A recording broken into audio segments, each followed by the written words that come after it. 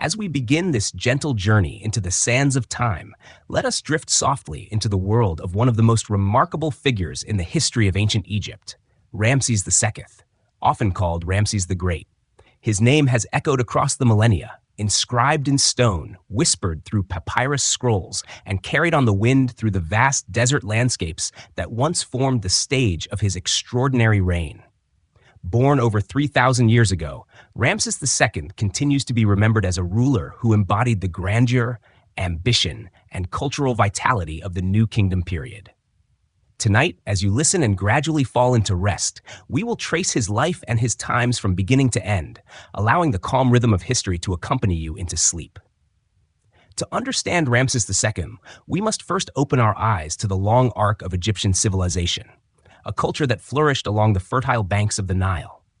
The river was Egypt's heartbeat, its annual floods nourishing fields of grain, sustaining villages, and providing the framework for a society that became one of the most sophisticated of the ancient world.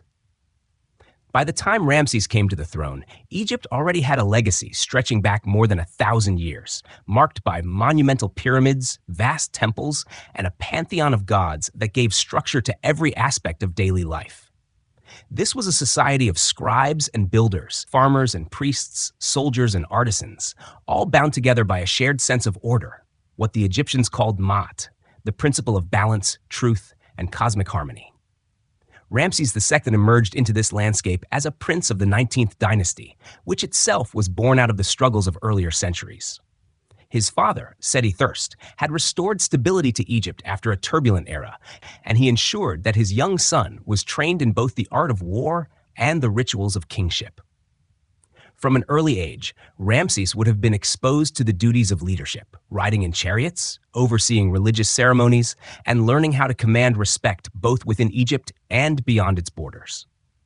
His upbringing was one designed to prepare him for greatness, and his long reign, spanning some 66 years, would test every lesson he had learned. What makes Ramses II stand out, even among the many pharaohs who ruled before and after him, is the sheer scale of his ambition. He sought not only to defend Egypt, but to expand its influence, to leave behind monuments that would proclaim his power for eternity, and to shape the spiritual and political life of his people in enduring ways. His military campaigns carried Egyptian armies into distant lands such as Canaan, Syria, and Nubia.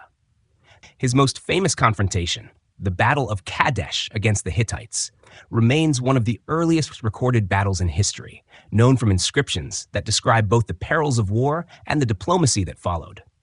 Yet Ramses II was more than a warrior king. He was also a master builder, responsible for some of the most stunning works of architecture in antiquity. The temples at Abu Simbel, carved into the living rock of Nubia, with colossal statues of the pharaoh gazing out over the Nile, still inspire awe today.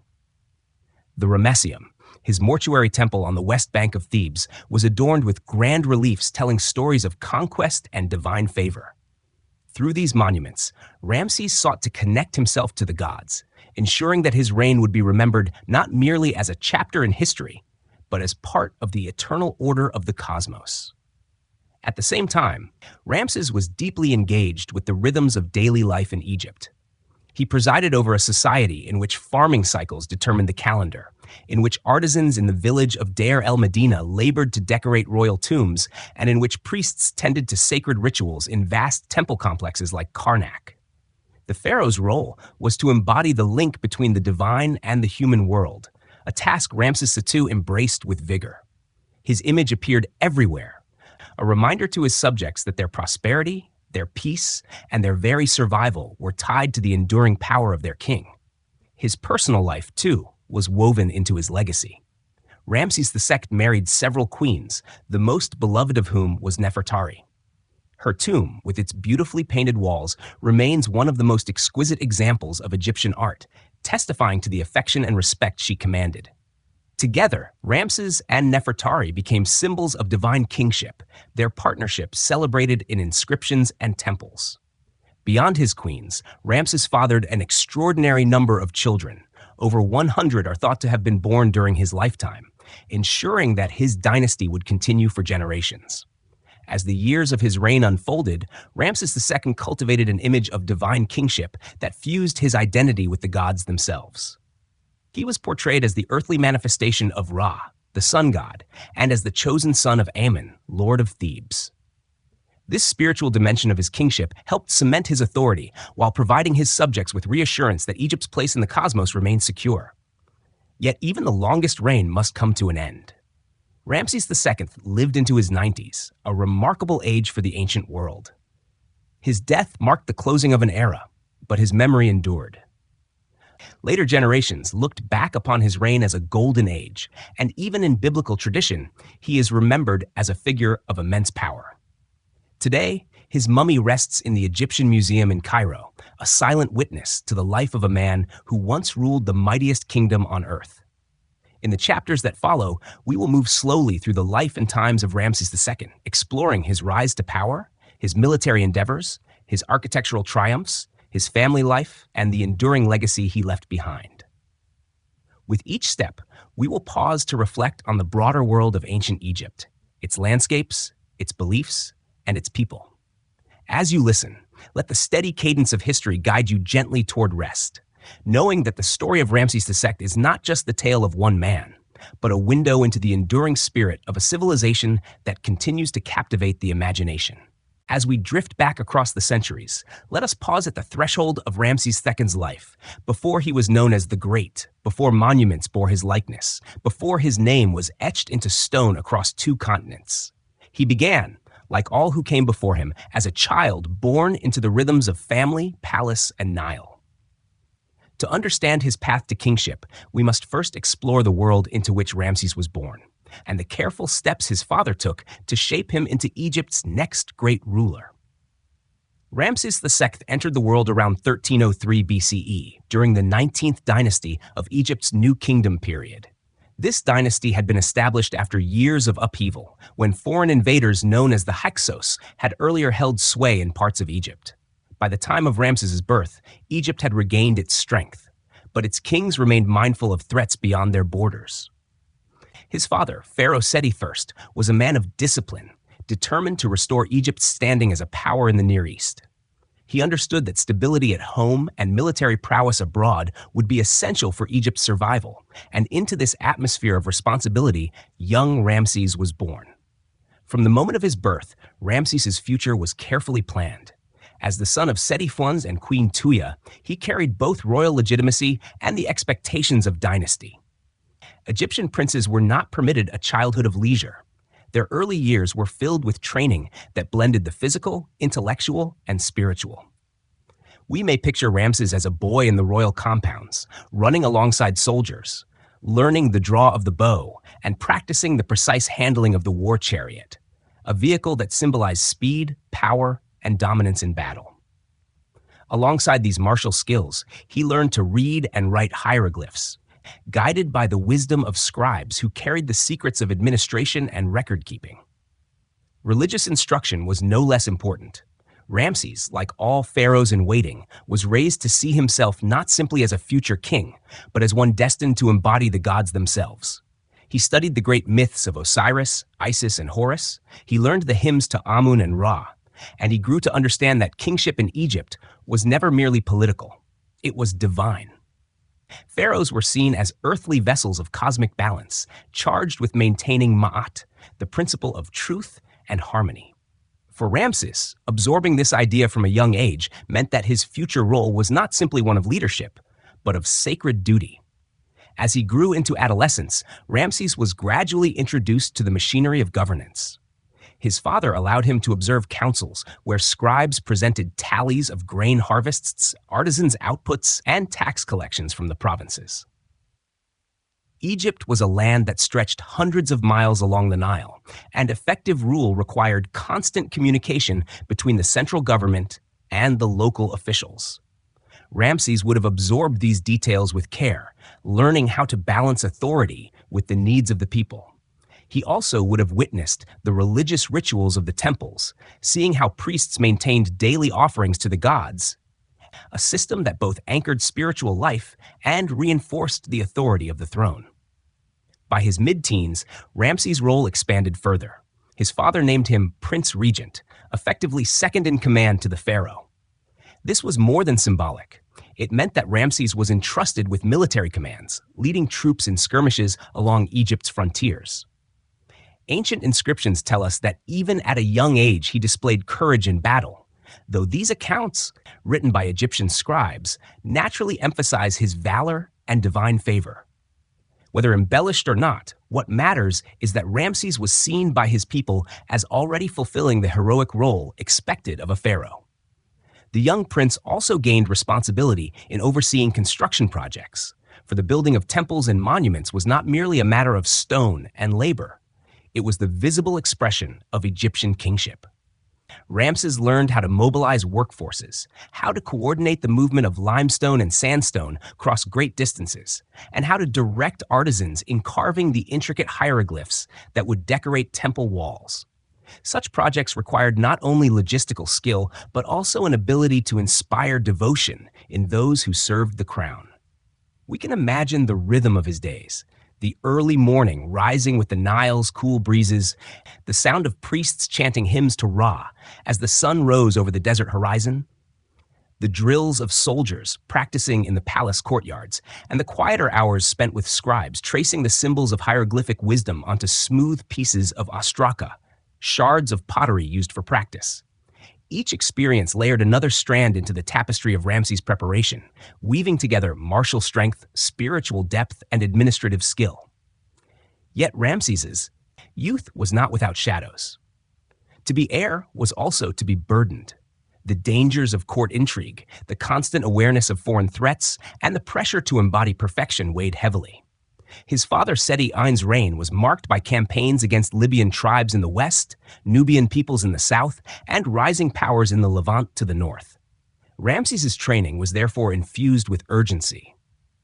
Egypt's survival depended on leaders who could defend its borders and secure its wealth. One of the most formative influences in Ramses's early years was his close relationship with his family. His mother, Queen Tuya, was remembered as a woman of dignity and wisdom, and likely played a steadying role in her son's upbringing. Later generations would honor her with statues and shrines, testifying to the respect she commanded. Within the palace, Ramses would also have grown up surrounded by half-brothers, tutors, and attendants, each part of the network that shaped his daily environment. As Ramses matured into adulthood, he began to stand out not only as the chosen heir, but as a figure of charisma and vitality. His very name, meaning Ra is the one who bore him, tied him directly to the sun god Ra, the radiant force of life and creation. This symbolic association, reinforced at every ceremony, served as a reminder both to Ramses and to those around him that his destiny was divinely ordained. By the time Seti I passed away, the young prince had been thoroughly prepared. He had learned to command armies, to administer the state, to honor the gods, and to embody the ideals of Egyptian kingship. The boy who had once practiced with chariots and scrolls now stepped forward as pharaoh, the living Horus, destined to reign for decades. And so, the rise of the prince was complete. Ramses II, who would go on to be remembered as the Great, had already begun to leave his imprint on history before he even placed the double crown of Upper and Lower Egypt upon his head. As we drift with him from youth into kingship, we enter not only the story of a man, but the unfolding of a golden age of Egyptian civilization. As we drift deeper into Ramses II's life, we arrive at the sacred moment when a prince becomes a pharaoh. In ancient Egypt, the coronation of a king was not simply a political transition, but a cosmic event, a rebalancing of the universe in which the new ruler assumed his role as both mortal and divine. For Ramses II, ascending the throne after the death of his father Seti I meant stepping fully into the dual role of warrior king and living god. His coronation was both a personal transformation and a reaffirmation of Egypt's eternal order. The year was around 1279 BCE. Seti I had left behind a kingdom stable and strong, but Egypt's frontiers were ever fragile. The princes of Canaan in the Levant, the Libyan tribes to the west, and the Nubian peoples in the south all looked toward Egypt with wary eyes. Further afield, the Hittite Empire had become a formidable rival. In this delicate geopolitical landscape, Ramses' succession had to be carefully staged. not only to secure the throne at home, but to send a message of continuity and strength abroad. The coronation of Ramses II would have unfolded in elaborate ceremony. Ancient sources describe the ritual as a multi-day process in which the pharaoh-elect traveled to important religious centers, offering sacrifices to the gods and receiving the regalia of kingship. The heart of the ritual took place at the Temple of Amun in Karnak, one of the most sacred precincts in Egypt. There, Ramses would have been purified with sacred water, dressed in ceremonial garments, and anointed with oils.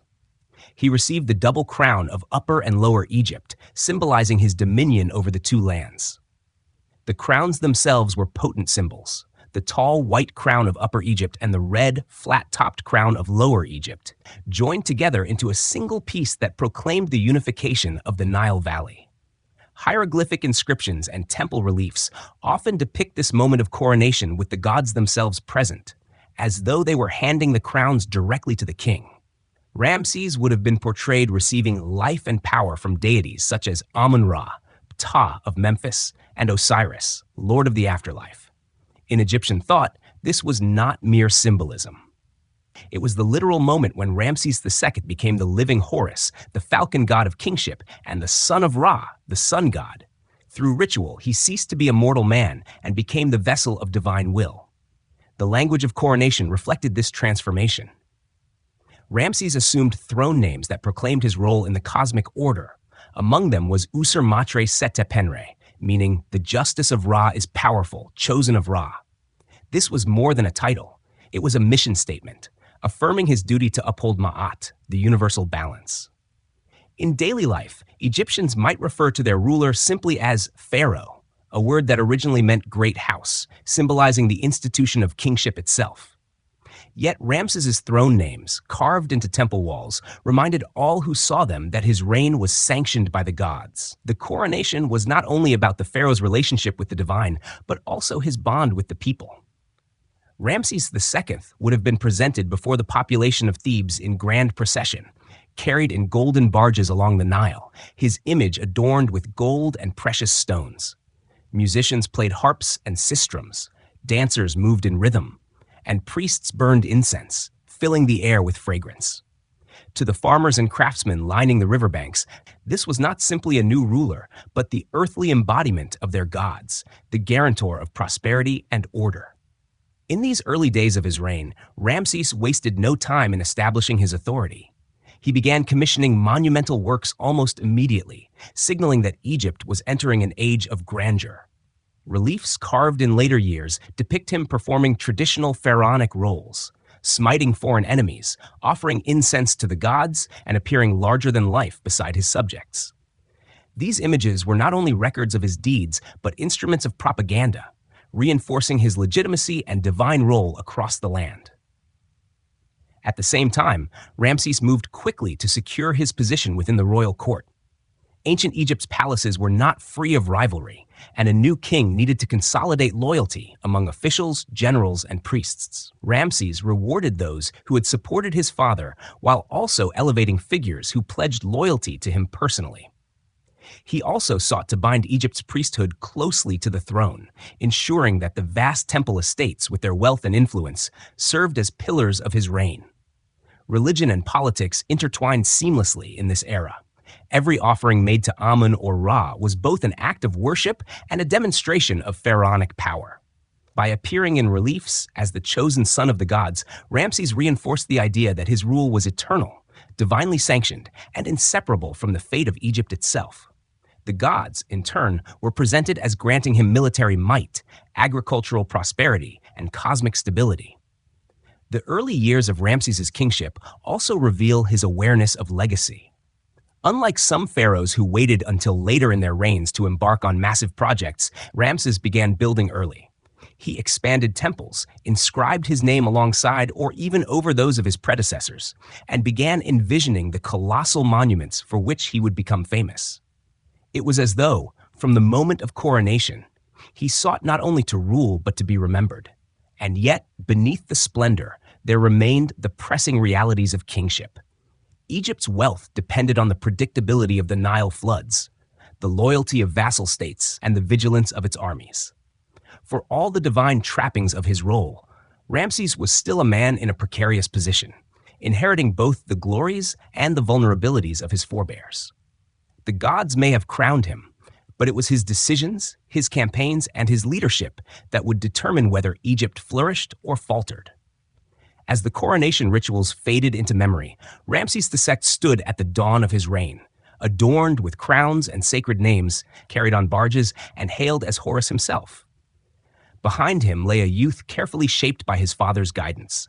Before him stretched decades of rule, filled with battles, temples, treaties, and family. The boy had become king, and the king had become God. With calm assurance, Ramses stepped into his destiny, carrying Egypt into what many would later call its golden age. And so, with the coronation complete, the stage is set for the next chapter. The pharaoh's confrontation with foreign powers, his campaigns in distant lands, and the test of his ability to defend Egypt's place among the nations. As we continue drifting along the current of history, we now come to the martial heart of Ramses II's reign, his years as a commander and warrior king. Pharaohs were not only rulers of temples and palaces, but also generals of armies, expected to protect Egypt's frontiers and extend its influence abroad. For Ramses II, war was both a duty and a stage upon which he would demonstrate the glory of his kingship. His campaigns took him into Canaan, Nubia, and Syria, and culminated in one of the most famous clashes of the ancient world, the Battle of Kadesh. Egypt, in the late 13th century BCE, stood at the crossroads of empires. To the northeast, the Hittites, centered in Anatolia, had built a formidable state, stretching their influence into Syria. To the south, Nubia remained both a trading partner and a land to be subdued, its wealth of gold and resources tempting for Egyptian rulers. In Canaan, city-states constantly shifted in loyalty, often caught between the ambitions of Egypt and the Hittites. The Nile Valley itself was prosperous but vulnerable, and so Ramses, like his father Seti I, devoted great attention to military affairs. Ramses inherited a well-trained army, organized into divisions named after gods such as Amun, Ra, Ptah, and Seth. These divisions each consisted of thousands of soldiers, including infantry armed with spears and shields, archers who delivered volleys of arrows, and the elite chariot corps. Chariots were the pride of the Egyptian military, a fusion of speed and power, drawn by two horses and carrying a driver and a warrior. Ramses himself is often depicted in reliefs driving a chariot into battle, bow-drawn, his figure towering over the battlefield. These images, while stylized, reflected the ideal of the warrior pharaoh, courageous, divine, and victorious. Early in his reign, Ramses campaigned in Canaan, reasserting Egyptian control over cities that had wavered in loyalty. He also marched south into Nubia, where Egyptian armies maintained dominance over gold mines and trade routes. These expeditions were not only about conquest, but about wealth. Tribute, resources, and captives were backed to Egypt, fueling the economy and reinforcing Ramses' image as a victorious ruler. But it was in Syria, at a city called Kadesh, that Ramses II's military career reached its dramatic climax. Kadesh lay near the Orontes River, a strategic location that controlled access to trade and territory in the Levant. Both Egypt and the Hittites sought to dominate this city, and their rivalry came to a head around 1274 BCE. Ramses marched north with an army said to number tens of thousands, accompanied by his trusted divisions and a vast train of supplies. Reliefs carved on temple walls later depicted this march in vivid detail, showing Ramses leading his forces with confidence. The battle, however, did not unfold as Ramses had hoped. Hittite spies tricked the Egyptians in believing that the Hittite army was far away, when in fact it lay hidden behind Kadesh. Ramses advanced with only one of his divisions, the Amun division, while the others lagged behind. Suddenly, Hittite chariots, numbering perhaps thousands, swept down upon the Egyptians, throwing Ramses' forces into chaos. The pharaoh himself was nearly surrounded. Inscriptions describe how Ramses, calling upon Amun, rallied his men and personally fought to hold the line, driving his chariot into the fray. Although these accounts were undoubtedly embellished, designed to portray Ramses as heroic even in adversity, they suggest that the battle was fiercely contested. Eventually, reinforcements from the Ptah division arrived, and the Egyptians managed to stabilize their position. The Hittites, unable to fully destroy Ramses' forces, withdrew into the city of Kadesh. The Egyptians, though battered, avoided total defeat, but neither side could claim decisive victory. Ramses later returned to Egypt, proclaiming triumph, his temple reliefs showing him smiting enemies single-handedly. The truth was more complex. Kadesh was a costly stalemate. What is remarkable about Kadesh is not only the battle itself, but the record it left behind. Inscriptions of the encounter were carved in temples across Egypt, making it one of the earliest battles in human history to be documented in detail. Through these accounts, we see how Ramses II sought to control the narrative, presenting himself as a lone hero who had turned the tide by divine favor. For Egyptians, hearing these stories in temple courts or seeing them illustrated on vast walls, the lesson was clear. Their king was divinely protected, and Egypt's enemies could not prevail.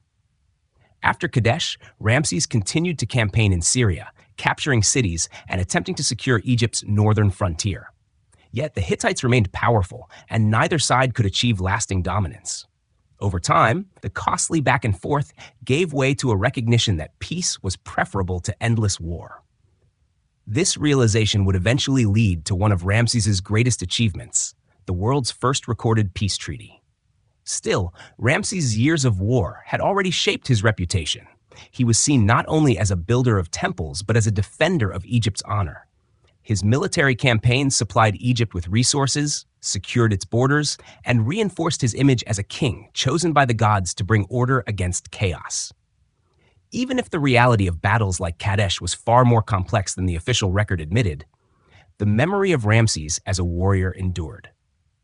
As we drift out of the noise of battle, with its chariots and cries, we return to the calm flow of the Nile. Ramses the warrior had demonstrated his strength, but he would soon show another quality equally vital: the wisdom to turn conflict into peace. As the dust of battle settles and the echoes of clashing chariots fade into memory, we now arrive at a quieter, yet no less significant chapter of Ramses Teke's reign. After years of conflict with the Hittites, after the uncertainties and stalemates of war, Ramses turned toward a different kind of achievement: the forging of peace. It is here, in the middle years of his rule, that he entered into what historians often regard as the world's first recorded peace treaty. This moment reminds us that the pharaoh's greatness was not only measured in stone monuments or military campaigns, but also in the wisdom to seek stability through diplomacy. The road to peace began, paradoxically, with exhaustion. For decades, the Egyptians and the Hittites had clashed over the lands of Syria and Canaan.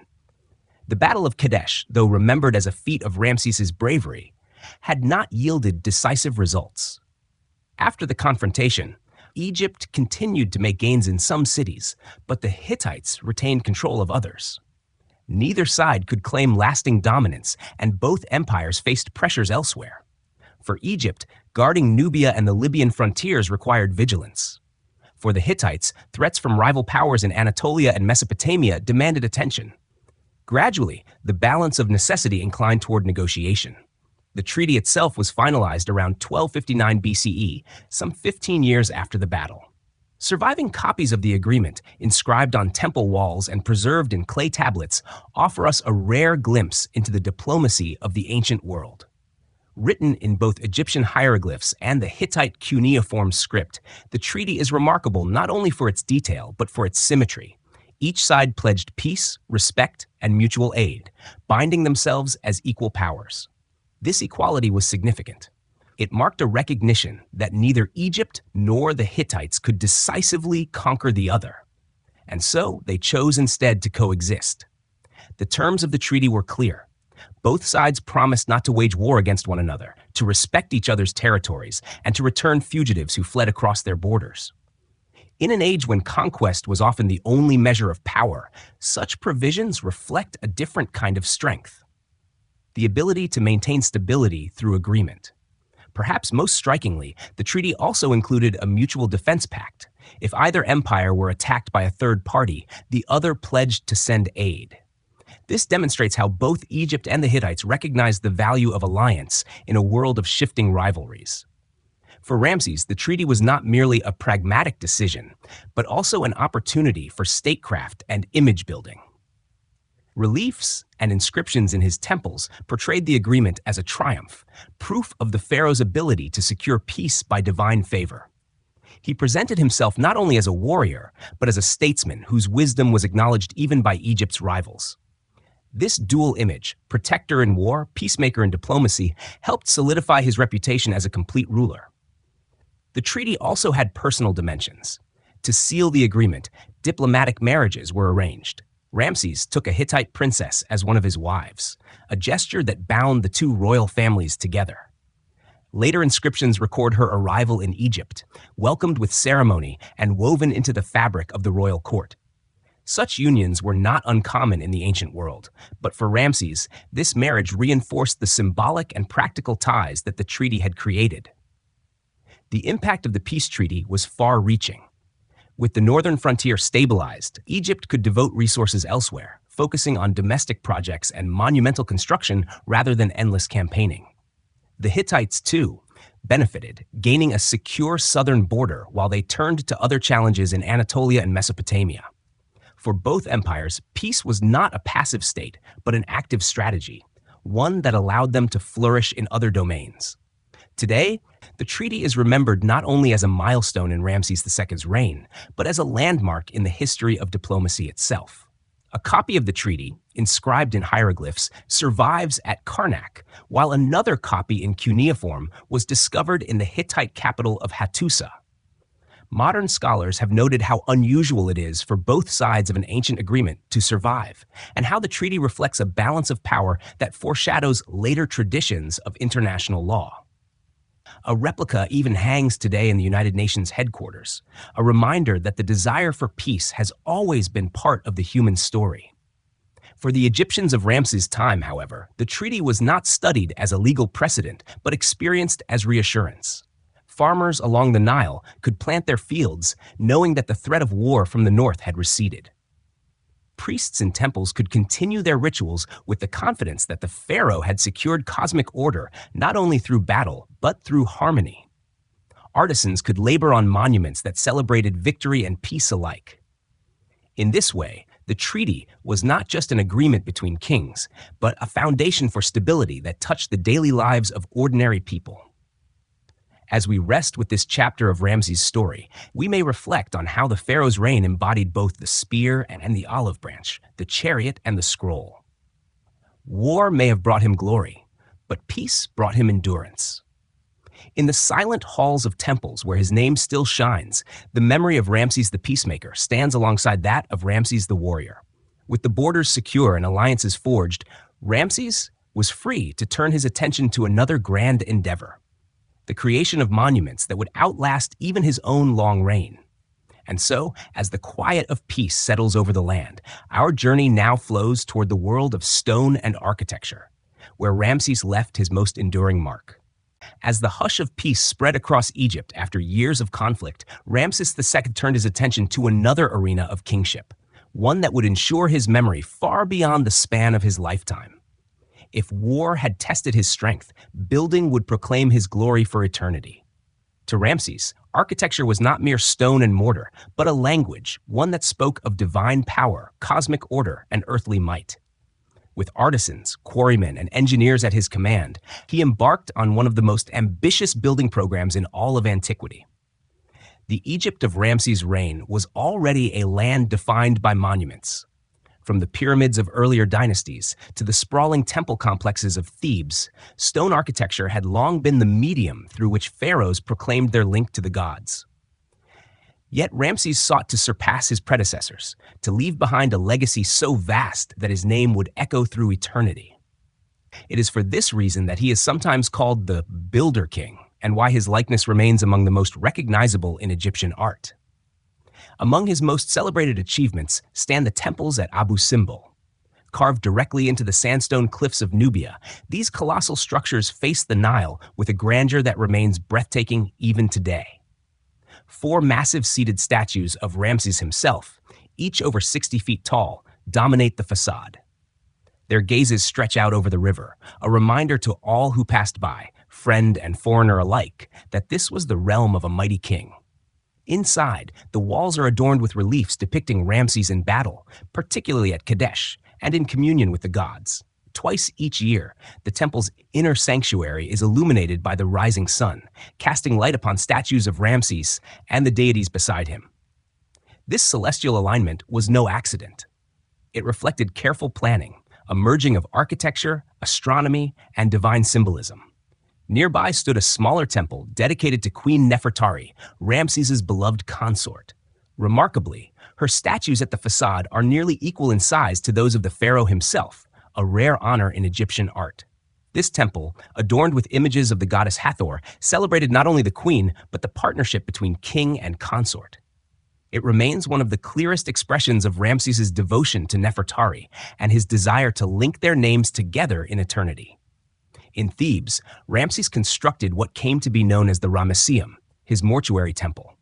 Sprawling across the west bank of the Nile, the Ramesseum was filled with towering statues, pillared halls, and detailed reliefs. Inscriptions recorded Ramses' military campaigns, his offerings to the gods, and his role as preserver of Maat. Although much of the temple now lies in ruins, ancient observers noted its grandeur. The Greek historian Diodorus Siculus, centuries later, marveled at the fallen colossi, remarking on their size and craftsmanship. Even in decay, the Ramesseum testifies to Ramses' ambition to immortalize his reign in stone. Nor was his building confined to a single region. Across Egypt, Ramses left his mark. At Luxor Temple, he added a great pylon adorned with colossal statues and obelisks, one of which still stands in Paris today in the Place de la Concorde. At Karnak, the sprawling temple complex dedicated to Amun, he expanded courts and added reliefs of his victories. In Memphis, Pi-Ramesses, his grand new capital in the Delta, rose as a symbol of his authority. Situated strategically near the eastern frontier, Pi-Ramesses boasted palaces, stables for thousands of horses, and storerooms that supplied Egypt's armies. It became a hub of political and military activity, as well as a statement that Ramses was not content to merely inherit the old centers of power. He would create his own. The labor behind these projects was immense. Thousands of workers were mobilized, quarrymen extracting stone from distant sites, boatmen ferrying blocks along the Nile, artisans chiseling hieroglyphs, and painters adorning walls with brilliant colors. At Deir el-Medina, the village of artisans who worked on royal tombs, we catch glimpses of their daily lives through surviving ostraca and papyri. They recorded not only their labor, but also strikes when rations were delayed, evidence that even in the reign of a mighty pharaoh, workers asserted their needs. These voices remind us that Ramses's monuments, while designed to glorify the king, were built by communities of skilled and ordinary Egyptians whose efforts shaped the landscape of eternity. The themes of Ramses's building were consistent: victory in battle, devotion to the gods, and divine kingship. Reliefs often showed him larger than life, smiting enemies or presenting offerings, his form towering over other figures. This artistic convention reinforced the idea that the pharaoh was not an ordinary man, but a divine intermediary. Inscriptions linked his reign to cosmic order, suggesting that as long as Ramses ruled, Egypt flourished. Yet the abundance of monuments also served a more personal purpose: memory. Ramses lived into his 90s, far longer than most of his subjects, and during his lifetime, he ensured that his name was carved into more temples, statues, and obelisks than perhaps any other pharaoh. Even in later periods, when Egyptians looked back upon their past, Ramses's ubiquity made him the archetype of kingship. His cartouche, the oval-shaped ring enclosing his royal name, appears across Egypt like a signature repeated endlessly. Of course, some have criticized Ramses for this very abundance. Modern scholars note that he often inscribed his name on monuments built by earlier kings, claiming them as his own. To some, this may seem boastful. Yet, in the worldview of ancient Egypt, where permanence and remembrance were paramount, ensuring that one's name endured was a sacred act. By inscribing his name upon stone, Ramses secured a kind of immortality, a presence that stretched beyond death into the eternal cycle of the gods. As we let our minds wander among these temples, statues, and cities, we might imagine the sound of chisels striking stone, the creak of wooden sledges hauling colossal statues, the murmur of priests reciting hymns as inscriptions were consecrated. In every detail, Ramses sought to create not only monuments of stone, but monuments of meaning. They were testaments to his reign, anchors of his memory, and bridges between the earthly and the divine. And so, in this chapter, We see Ramses not as warrior, but as builder, an architect of eternity whose vision transformed the Egyptian landscape. With the borders secured and peace established, he carved his legacy into the very bones of the land. As we drift onward, our journey now moves from temples of stone to the living heart of Egypt itself, the Nile, and the daily lives of the people who dwelled along its fertile banks. As we step gently away from the towering statues and grand halls of Ramses II's monuments, we return to the lifeblood of Egypt, the Nile River.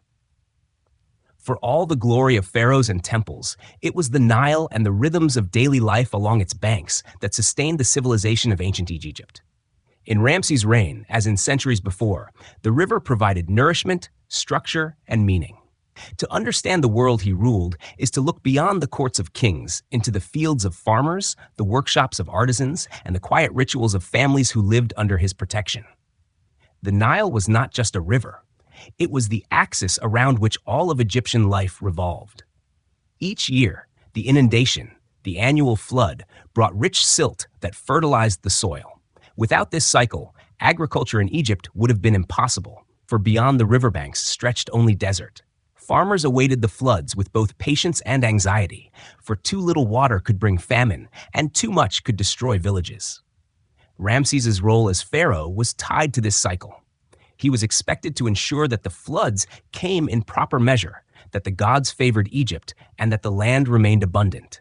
In this way, cosmic order, ma'at, was woven into the practical rhythms of farming.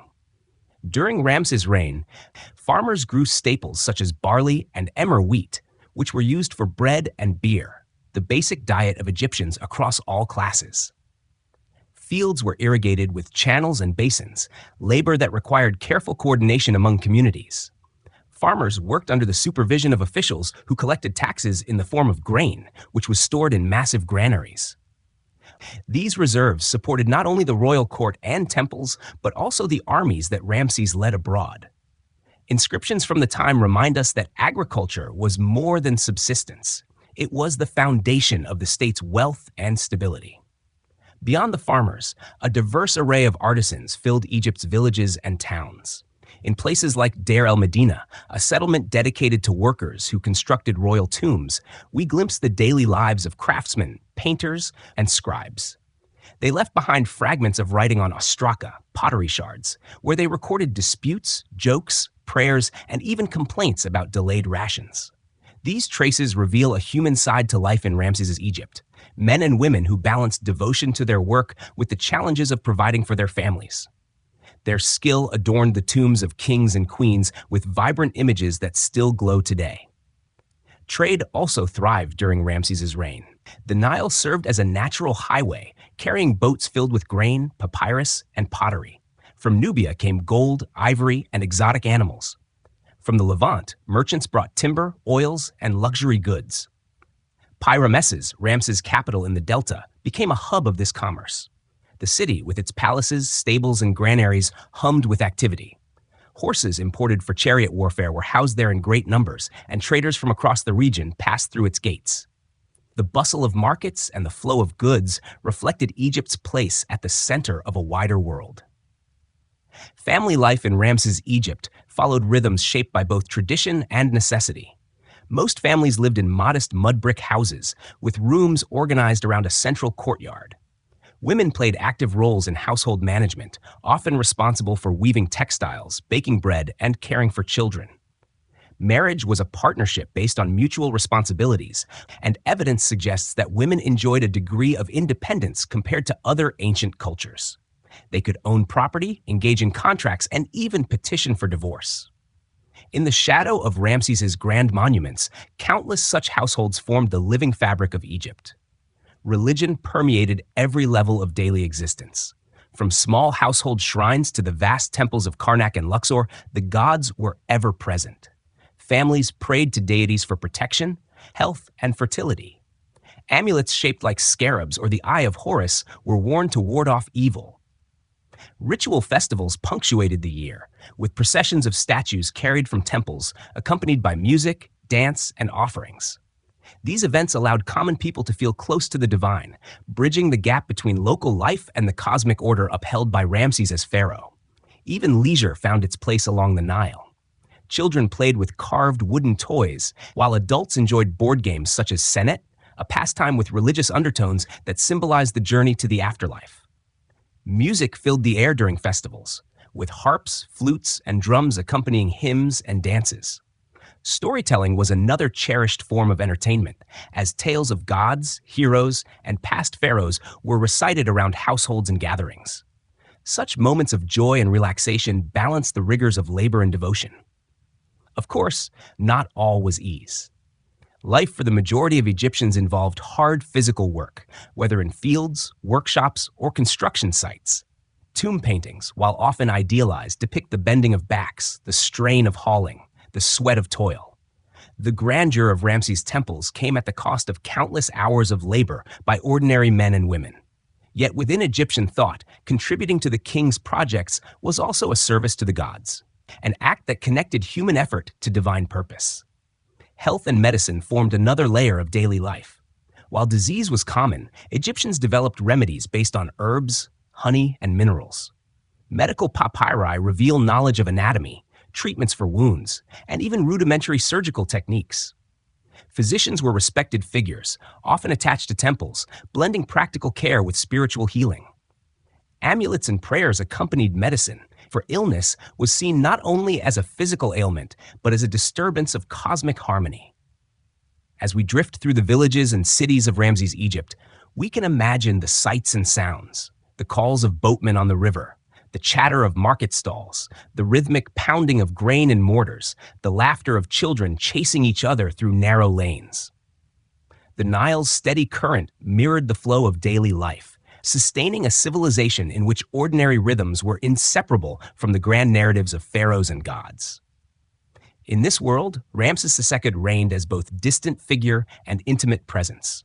His name appeared on monuments and decrees, his image loomed on temple walls, and his role as mediator with the gods was felt in the very cycles of planting and harvest. Yet for the farmers, artisans, and families who lived along the Nile, what mattered most was that life continued in order, that the river rose, the fields bore grain, and the king upheld Ma'at. And so, having wandered among the people of Ramses' Egypt, we now turn to a more personal view of the pharaoh himself. Beyond the public figure, beyond the warrior and builder, lies the private life of Ramses II, his queens, his children, and the dynasty he shaped. As we leave behind the steady rhythms of Nile villages and the toil of artisans, we drift into the more intimate chambers of Ramses II's life, his household, his beloved queens, and his remarkable dynasty of children. In the quiet glow of painted tombs and the inscriptions of temples, the private world of the pharaoh emerges. While Ramses is remembered as a warrior and builder, he was also a husband and father, roles that bound him to family as deeply as he was bound to gods and state. Among all the women in his life, none is remembered with greater reverence than Queen Nefertari. She was not only Ramses' first great royal wife, but also his most cherished companion. Her name means beautiful companion, and her beauty was celebrated in art and inscriptions alike. Ramses dedicated a temple at Abu Simbel to her, an extraordinary gesture in a culture where queens were often shown in supporting roles. On the facade of that temple, Nefertari's statues stand nearly equal in height to those of Ramses himself, a striking symbol of her elevated status. Inside, she is depicted as the goddess Hathor, a divine partner in kingship. This parody is rare, and it tells us something of the esteem in which Ramses held her. Nefertari's tomb, located in the Valley of the Queens, offers perhaps the most intimate glimpse of her importance. When rediscovered in the early 20th century, its walls were found covered with vivid paintings of the queen in radiant attire, guided by deities through the afterlife. The artistry is among the finest in Egypt, filled with color and care, testifying to the resources and love lavished upon her burial. In poetic inscriptions, Ramses calls her the one for whom the sun shines. These words, inscribed in eternity, capture not only political partnership, but genuine affection. Yet Nefertari was not Ramses' only queen. As pharaoh, he was bound by tradition and diplomacy to maintain multiple marriages. His second great royal wife was Isetnofret, another figure of influence and importance. She bore several of Ramses' prominent children, including Mer-Neptah, the son who would eventually succeed him. Inscriptions suggest that Isetnofret played a stabilizing role in the court at balancing Nefertari's prominence with her own steady presence. Together, these two queens anchored the royal household. Beyond them, Ramses married numerous other women, including foreign princesses from Hittite and other royal courts. These marriages were not only personal, but political, cementing alliances and reinforcing treaties. Each queen and consort added to the web of connections that linked Egypt with the wider world. Their children expanded Ramses's legacy, weaving his dynasty across generations. The number of children born to Ramses the Second is staggering. Inscriptions and monuments suggest he fathered over 100 offspring, including more than 50 sons and 50 daughters. Their names are preserved on lists found in temples, particularly at Abu Simbel, where rows of princes and princesses are carved alongside their father. Each child held a place in the royal hierarchy, though competition among them was inevitable. Sons were trained in the ways of administration, priesthood, and war. Some led military expeditions or served as high officials. Others were appointed to oversee temples, linking the royal family to the great religious institutions of the land. Princes often accompanied Ramses on campaigns, learning firsthand the art of command. The eldest son, Amun-Her-Khepeshef, was groomed as heir, but died before his father. Successive sons, too, predeceased Ramses, a reminder of the frailty of life, even within the palace. Ultimately, it was Mer-Neptah, a son of Isetnofret, who survived long enough to inherit the throne when Ramses finally passed in his 90s. Daughters, too, played roles in religious and ceremonial life. Some became chantresses or priestesses, serving in temples. Others were married within the royal family, sometimes even to their brothers, as a means of preserving dynastic purity and reinforcing bonds of loyalty.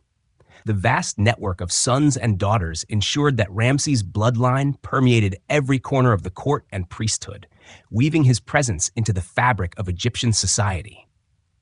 The palace life of Ramses' household must have been filled with both ceremony and intimacy. We can imagine processions of queens and children accompanying the pharaoh to temple festivals, their images carved in long files on temple walls. Behind the formal depictions lay daily routines, meals shared in palace chambers, education under the guidance of scribes, and moments of laughter and affection. For all its grandeur, the royal household was still a family, shaped by the joys and sorrows familiar to all humans. It is striking to reflect on how Ramses sought to immortalize not only himself, but also his queens and children. In reliefs, we see his daughters playing the sistrum, a sacred rattle, during festivals. We see his sons arrayed in military procession, their youthful faces carved in stone.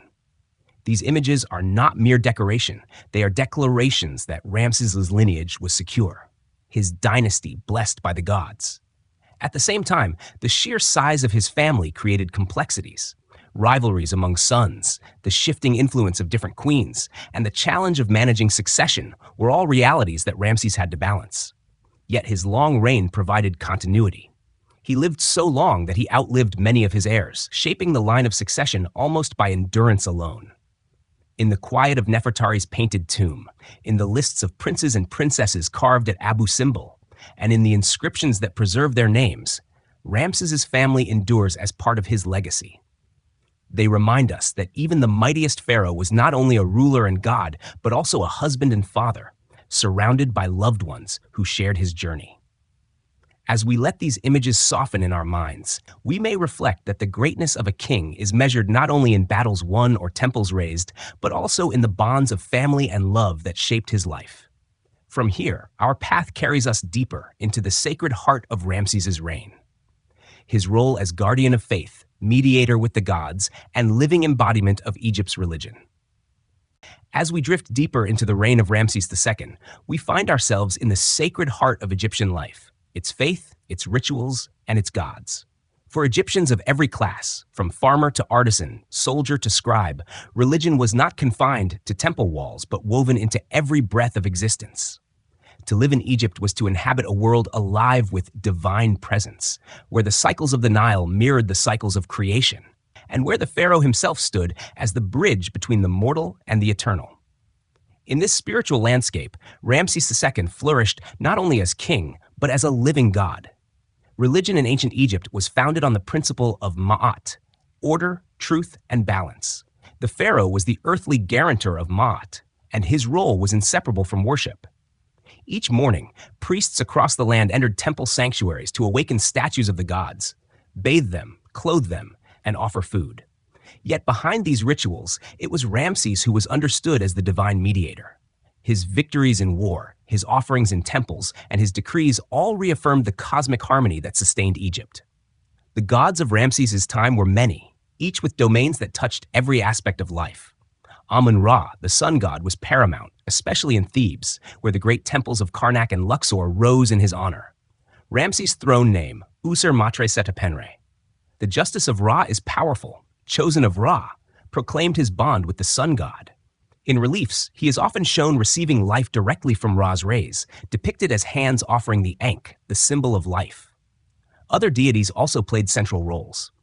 Ptah, the god of craftsmen, was venerated in Memphis, where Ramses' building projects honored his creative power. Osiris, lord of the underworld, embodied death and resurrection, while his consort Isis symbolized magic and motherhood.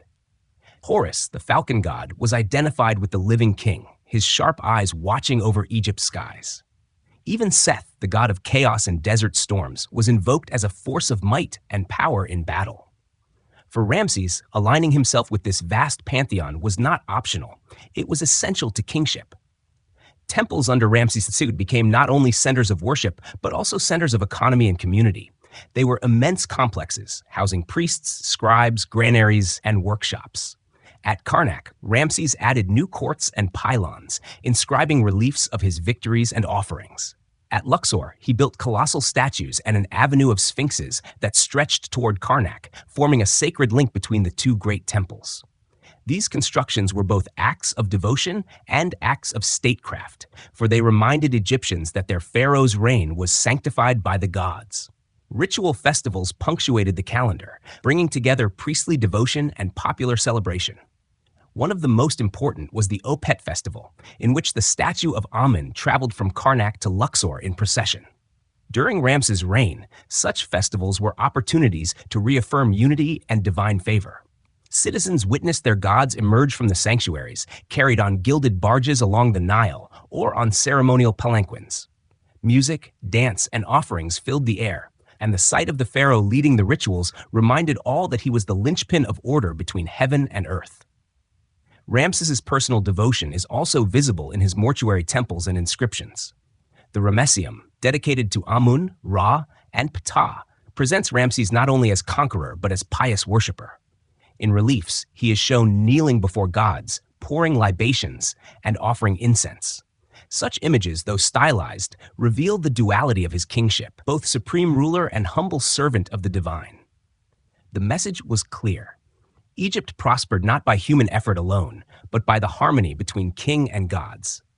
It is worth pausing to reflect on the spiritual atmosphere of Ramses' Egypt. Imagine entering the hypostyle hall at Karnak, with its forest of towering columns, shafts of sunlight streaming through carved stone, and walls covered with scenes of pharaohs communing with deities.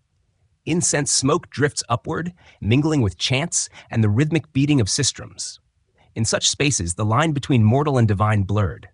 Ramses' presence in these rituals was not symbolic alone.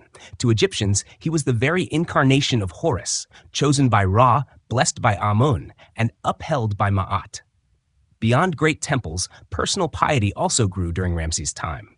Ordinary Egyptians prayed to household gods like Bes, protector of families, and Taweret, the hippopotamus goddess of childbirth. They left small votive offerings at shrines, scratched prayers onto stone, and wore amulets for protection. In these practices, we see a society where divine presence was intimate, felt in childbirth, farming, and daily safety, even as the pharaoh embodied divinity on a cosmic scale. Ramses' religious role extended beyond Egypt's borders. In his treaties and diplomacy, he invoked gods as guarantors of agreements. The peace treaty with the Hittites, for example, called upon the gods of both nations as witnesses. This shared invocation of divine powers underscored the universal dimension of belief in the ancient Near East, where even international relations bore the imprint of the sacred. Over time, Ramses' devotion to faith became part of his lasting image. Later generations remembered him not only as a warrior and builder, but as a ruler deeply entwined with the gods. Biblical tradition may have echoed his memory as the Pharaoh of the Exodus, though scholars debate this identification. Yet even these echoes reflect how enduring his spiritual stature was in human imagination. As we let our thoughts drift through the colonnades of temples and the quiet sanctuaries of gods, we can sense the stillness of faith in Ramses' Egypt. The rituals, the hymns, the incense, and the offerings all formed a fabric of cosmic harmony, woven through every aspect of life. Ramses Sek at its center stood not only as a man of war and stone, but as a vessel of divine presence, holding Egypt in balance between earth and heaven. And so, with faith illuminating his reign, we approach the twilight of Ramses' life. Ahead lies the story of his final years, his death, and the eternal legacy he carved into the memory of the world. As the sands of time drift slowly toward evening, we now arrive at the closing chapter of Ramses II's long life. Few men in history have ruled for so many years, and fewer still have left such an enduring imprint. By the time he entered his final decades, Ramses had reigned for over 6 decades, outliving many of his children, his beloved queens, and even much of his generation. He became, to those who lived under him, a figure both of stability and of legend. A pharaoh whose longevity itself seemed proof of divine favor. His death marked the end of an era, yet his legacy endured for millennia. Ramses II is thought to have lived into his 90s, an extraordinary age for the ancient world. In his later years, he continued to oversee Egypt with vigor, though his once youthful energy must have softened into the rhythms of age. Reliefs carved during these years still depict him as strong and vigorous, yet his mummy, discovered thousands of years later, reveals the frailties of age, worn teeth, signs of arthritis, and the physical toll of time. To his people, however, he remained the embodiment of vitality, the eternal pharaoh who seemed to defy mortality itself. As he aged, questions of succession became pressing. Many of Ramses' sons had predeceased him. His firstborn, Amun-Her-Khepeshef, once the crown prince, died before reaching maturity. Other sons, too, fell to illness or accident. Ultimately, it was Merneptah, a son of Isetnefret, who inherited the throne after Ramses' death. By then, Merneptah was already in his 60s, a reminder of how long Ramses had reigned. This unusual situation, an aged son inheriting from a father who had lived so long, underscored the sheer span of Ramses' lifetime. Ramses' death occurred around 1213 BCE. His passing was not merely the loss of a king, but the closing of an age remembered as Egypt's golden era. The mourning of his death would have been marked with ritual, the embalming of his body, the recitation of funerary texts, and the careful preparation of his tomb. As pharaoh, his journey into the afterlife was guided by elaborate ceremonies intended to transform him from mortal man into an eternal being, one who joined the gods among the stars. His tomb, located in the Valley of the Kings, was designed to house his body and possessions for eternity. Though looted in antiquity, the tomb's scale and decoration reflected the grandeur of his reign. Painted walls depicted scenes from the Book of Gates and the Book of the Dead, guiding Ramses' spirit through the underworld. Priests recited spells, offerings were made, and the king was laid to rest in a sarcophagus meant to protect him on his journey beyond death. Yet Ramses' story did not end there. His mummy, preserved through millennia, was discovered in the late 19th century in a cache of royal mummies at Deir el-Bahri. Today it rests in the National Museum of Egyptian Civilization in Cairo, where visitors gaze upon the face of the man who once ruled Egypt for nearly 7 decades. His features, though weathered by time, still bear the presence of one who was both human and divine in the eyes of his people. The legacy of Ramses II is vast, reaching far beyond his own lifetime. In the centuries after his reign, Egyptians continued to look back on him as the model of kingship. Later pharaohs invoked his memory to legitimize their rule, and his monuments continued to dominate the landscape of Egypt. Even the Greeks and Romans, when they encountered his temples and statues, marveled at their grandeur. The Greek historian Diodorus Siculus, writing over 1,000 years after Ramses' death, described his monuments with awe, preserving the sense of wonder they inspired. In more recent times, Ramses has captured the imagination in other ways. Some traditions identify him as the pharaoh of the biblical Exodus, though historians continue to debate this claim. Whether or not this is true, the very persistence of the association demonstrates how deeply Ramses entered the cultural memory of humanity. He has become a symbol not only of Egypt's might, but of the timeless fascination with its past. What endures most strongly, however, is the impression of scale, of a reign so long, a family so vast, a building program so ambitious that it seemed designed to outlast time itself. Ramses's monuments still stand, the colossal seated figures of Abu Simbel, the sprawling ruins of the Ramesseum, the obelisk of Luxor now rising in Paris, and countless inscriptions bearing his name. Each one is a voice across 3,000 years, declaring that this was Ramses, the Great, who ruled as god and king. Yet perhaps his legacy is not only in stone, but in memory. To his people, he was the guarantor of Ma'at, the cosmic order that bound heaven and earth. To later generations, he became the archetype of Pharaoh, the embodiment of Egypt's enduring spirit. And to us, he remains a bridge into the ancient world, a reminder of how human ambition seeks permanence even against the tide of time. As we conclude this journey, let us picture the Nile flowing steadily past the temples and tombs Ramses built. The river carries silt, nourishment, and stories.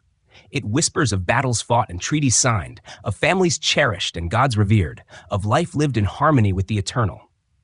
Ramses II, though long departed, remains present in these whispers, a king who sought eternity and, in many ways, achieved it. In the stillness of night, as you drift toward sleep, may the story of Ramses II linger softly in your mind, a tale not of noise and conquest, but of a life that spanned nearly a century, a reign that shaped a civilization, and a legacy that endures in stone, sand, and memory.